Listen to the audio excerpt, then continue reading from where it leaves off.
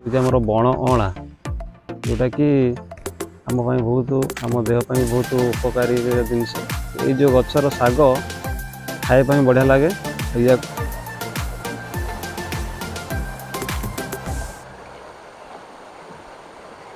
आज भोर सकाळु 4:30 गोटे गाँ को आसती आमर ठाकुरमुंडारू 15 किलोमीटर भितर से गाँटी रोचे से गाँटी अवश्य मुझे गाँव रो ना जानी आठ कम थी आसती आलरेडी कम सरीगलानी आबे मु घर को बाहरी आसिया बाटर गोटे रास्ता करे गोटे बड़ पॉलिथिन रो टेंट मराई कौन से टेंट पॉलिथिन भितर कौन अच्छी अवश्य मु तो देखी ना कारण मो काम जोटी मोर काम थिला से काम व्यस्त मु पलि आसली बर्तमान ए जीवी देखा से भितर कौन अच्छी बड़ पॉलिथिन टेंट मराई कहीं मराई कौन सब रही भितर आपण मानक मुझे देखेबी।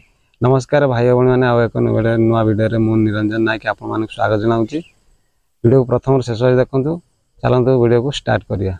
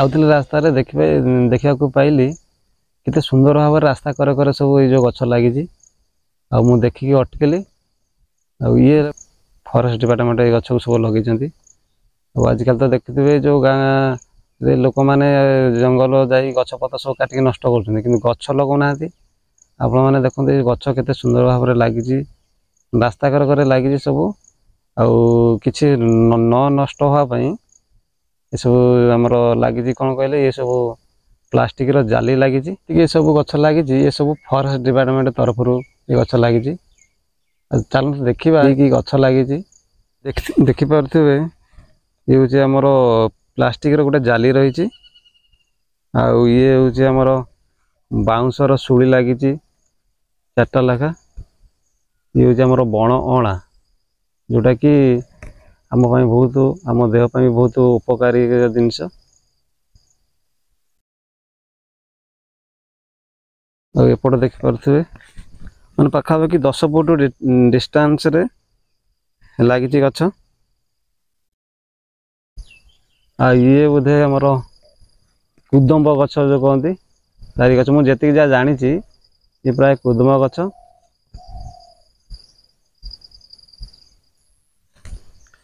आउ ये हूँ लिंब गछ ये भी आम देहपाई बहुत उपकारिता जिनस ये गछटी अटे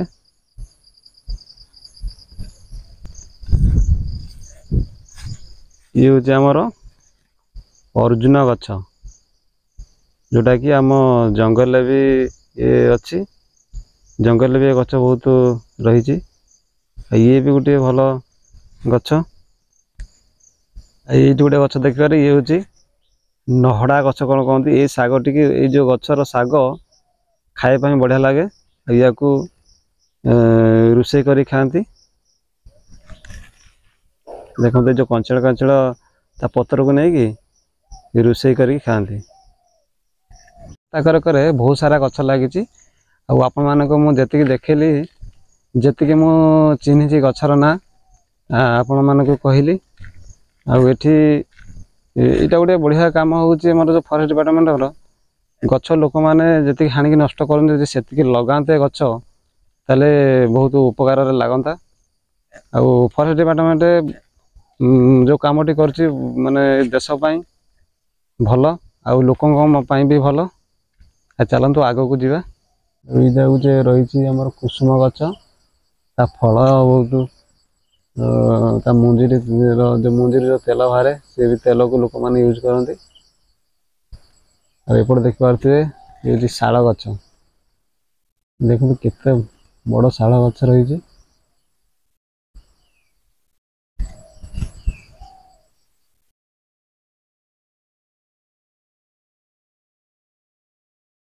ମୁଁ ତ ଏ ଗାଁ ନାଁ ଜାଣିନଥିଲି। ଆଉ ଏଠି ପିଲରରେ ଲେଖା ହେଇଛି, ଇଏ ହେଉଛି ସେଇ ଗାଁ ନା ଯେଉଁ ଗାଁକୁ ମୁଁ ଆସିଥିଲି। ଲେଖା ହେଇଛି ମୂଳାପାଳ।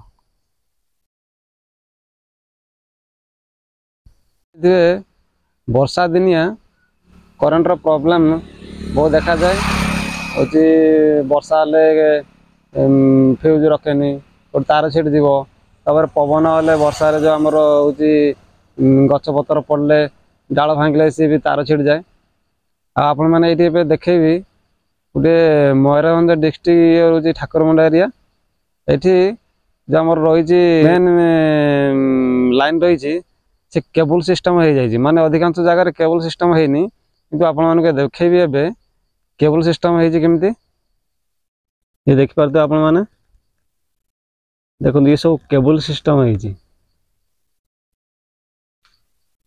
ଦେଖନ୍ତୁ ସବୁ କେବୁଲ ସିଷ୍ଟମ ହେଇଛି। ମାନେ କେବୁଲ ସିଷ୍ଟମ ହେଲେ କ'ଣ କହିଲେ, ଇଏ ଆଉ ଗଛପତ୍ର ବାଜିଲେ ବି କିଛି ପ୍ରୋବ୍ଲେମ ଦେଖାଏ ନାହିଁ। କି ଆମର ଟ୍ରାନ୍ସଫର୍ମର ଫ୍ୟୁଜ୍ ଯାଉଛି, କି ଆଉ କେଉଁଠି ଅନ୍ୟାନ୍ୟ ଯାଉଛି ଫ୍ୟୁଜ୍, ସେ ପ୍ରୋବ୍ଲେମ ଏଠି ଦେଖାଯିବ ନାହିଁ। ମୁଁ ଆପଣମାନଙ୍କୁ ଯେଉଁ ଟେଣ୍ଟ କଥା କହୁଥିଲି, ଇଏ ହେଉଛି ସେ ପଲିଥିନର ଟେଣ୍ଟ।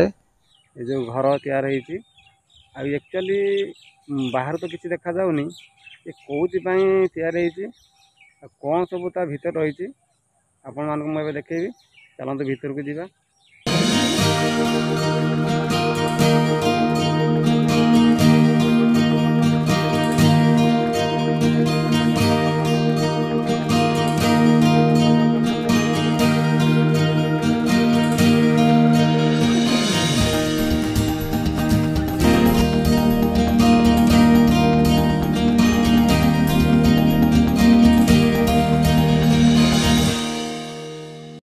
ଦେଖିପାରୁଥିବେ ଇଏ ହେଉଛି ଆମର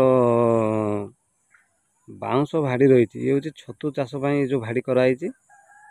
ତାପରେ ଏଇ ଯେଉଁ ଘରଟି ରହିଛି ଆମର ଲୁହା ଜିଆଇରେ ତା ଫ୍ରେମ୍ଟା ହେଇକି, ଏଇ ଯେଉଁ ଦେଖିପାରୁଥିବେ ପ୍ଲାଷ୍ଟିକ ଯେଉଁ ଆମର ଚାଦର ପଡ଼ିଛି। ଆଉ ଇଏ ଯେଉଁ ଘରଟି ହେଇଛି, ଇଏ ହେଉଛି SHG ଗ୍ରୁପ ମାଧ୍ୟମରେ ଏଇ ଯେଉଁ ଘରଟି ହେଇଛି ଛତୁ ଚାଷ। ଦେଖିପାରୁଥିବେ ଯେଉଁ ବୋର୍ଡ଼ଟି ଲାଗିଛି, ଏଇଟା ଇଏ ହେଉଛି ଏଇଠି ଲେଖା ହେଇଛି ସବୁ ଠିକଣା ଫିକଣା ଲେଖା ହେଇଛି, ବ୍ଲକ ଲେଖା ହେଇଛି, ଡିଷ୍ଟ୍ରିକ୍ଟ ଲେଖା ହେଇଛି। ଭିତରକୁ ଯାଇଥିଲି, ଦେଖିଲି ସବୁଆଡ଼େ ବନ୍ଦ ବାନ୍ଦ ରହିଛି। ଆଉ ଲୋକ ଏଠି ପଚାରିଲି, ସେ କହିଲେ ଯେଉଁ ଏଠି SHG ଗ୍ରୁପ ମାନେ ଏସବୁ କରିଛନ୍ତି, ଆଉ ଏଇ ଘର ପାଖରେ କେହି ନାହାନ୍ତି। ସେଥିପାଇଁ ମୁଁ ତାପରେ ଆଉ ଗୋଟେ କଥା, ବିନା ପରମିସନରେ ଭିଡ଼ିଓ ବନେଇବାଟା ଠିକ୍ ନୁହେଁ। ସେଥିପାଇଁ ମୁଁ ଭିତରକୁ ଗଲି ନାହିଁ।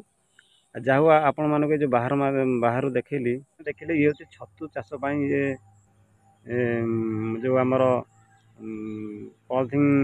ପଲିଥିନ୍ ଟେଣ୍ଟ ଯେଉଁ ହେଇଛି, ଆଉ ଇଏ ଛତୁ ଚାଷ ପାଇଁ ହେଇଛି। ଆଉ ସବୁ ବାଉଁଶ ବାଡ଼ି, ଆଉ ଆମର ରହିଛି ଲୁହା ଜିଆଇରେ ଯାହା ଫ୍ରେମ୍ ହେଇକି ତାକୁ ତାର ହେଉଛି ପଲିଥିନ୍ ଚାଦର ପଡ଼ିଛି। ବଢ଼ିଆ ସିଷ୍ଟମ ହେଇଛି, ପାଣି ଭିତରକୁ ପଶିବାର ନାହିଁ। ଆଉ ଏତିକି ଦୁଃଖ ଲାଗିଲା ଆପଣମାନଙ୍କୁ ଭିତରେ ଶୋ କରିପାରିଲିନି, ଯାହା ଦେଖିଲି ବାହାରୁ। ଏଇଠି ମୋ ଭିଡ଼ିଓକୁ ଏଣ୍ଡ କରୁଛି। ଭିଡ଼ିଓଟି ଯଦି ଭଲ ଲାଗିଥାଏ ଲାଇକ୍, ସେୟାର, ସବସ୍କ୍ରାଇବ୍ ଆଉ କମେଣ୍ଟ ମାଧ୍ୟମରେ ଜଣାଇବେ ଭିଡ଼ିଓଟି କେମିତି ଲାଗିଲା। ପୁଣି ଦେଖା ହେବ ନେକ୍ସଟ ଭିଡ଼ିଓରେ। ନମସ୍କାର, ଜୟ ଜଗନ୍ନାଥ।